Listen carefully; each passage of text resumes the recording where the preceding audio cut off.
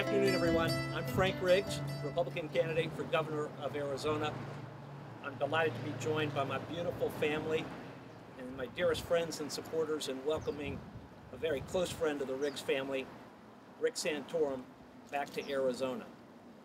Rick, of course, is a former United States Congressman, former United States Senator, Republican presidential candidate who won 11 states and acquitted himself in a tremendous fashion as a presidential candidate. Rick and I have known each other for 24 years since we were first elected to Congress together in 1990, and we formed a fast bond when we helped organize the Gang of Seven to expose abuses of congressional power and perks. In fact, that rather, now I guess somewhat notorious or famous photograph. Yes, we were young once. You'll see Rick there, perched in the background, overlooking the Gang of Seven, which he helped lead. And as you can tell, some of us have retained our boyish looks better than others. Rick was a tremendous leader in Congress. He was the point man. He was the principal architect of welfare reform, which was a critical part of the contract with America.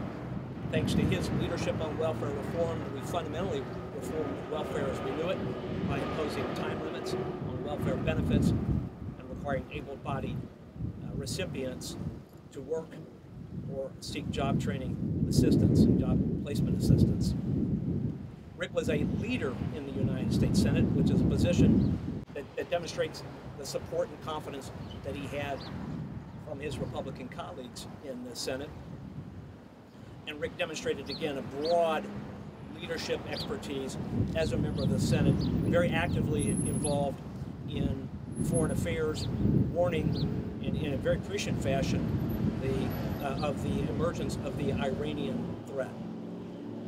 Rick has truly become a national conservative leader, probably best known for his pro-family, pro-life convictions, and Rick and I certainly share the beliefs that leadership in government should promote fiscal responsibility, constitutionally limited government, free markets, and personal responsibility.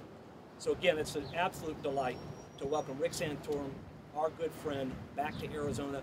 I couldn't be more pleased to have him join us today and couldn't be more honored to earn his support and his endorsement. Rick? Appreciate it.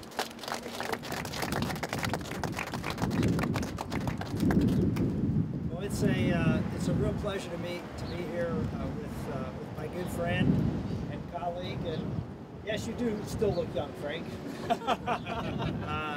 No, it's that iconic photo. I think is a really good place to start with my relationship with Frank Riggs. I got to know Frank when we started. We were in the minority in the House. The Republicans had been in the minority for, at that point, 37 years. 37 years the Republicans had been in the minority. And they had a mindset there that was just what their place was. And there was a small group of us in a rather nondescript class, to be very honest with you, in 1990, where both Frank and I won. I thought I was the biggest upset in the country when I won my race, until I looked at Frank's district and what he was able to overcome to win his race in the North Coast of California.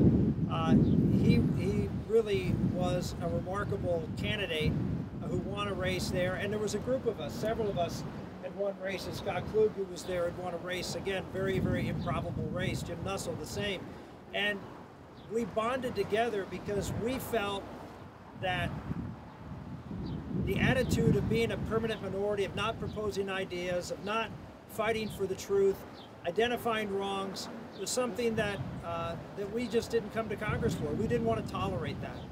And so as a group of freshmen in the minority, it's about the lowest form of life in Washington, D.C.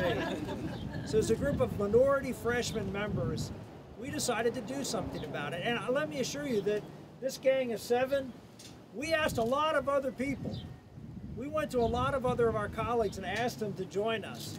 And they said no, because they didn't want to take the risk. They didn't want to step out there, fight our own leadership, as well as the establishment Democratic leadership in the Congress to take on the tough issues, to expose corruption, and to fight for the truth. And someone who stepped up, a former cop, someone who had that integrity and that honesty and wanted to make sure that there was a cop on the beat, and he was a very key member because we had a lot of actual criminal work that was part of our expose of what was going on. And Frank was terrific. He was a leader, and he was someone who really eschewed the consequence, because we were exposing corruption, and frankly we were exposing corruption among Republicans and Democrats, but the folks who were in charge were Democrats. And this was looked at by some as a partisan issue. Well, Frank came from a district that was about as liberal, as heavily Democrat as almost any district in California. And he didn't care, because he was there to fight for the truth. And he was in the toughest district of all of us. And he didn't care about the consequences to his own political fortune. He was going to stand and fight for the truth. And what happened was, well, he lost. He lost in a tough election year. 1992, if you recall, was not a great election year for Republicans. And he lost a very tough and close battle.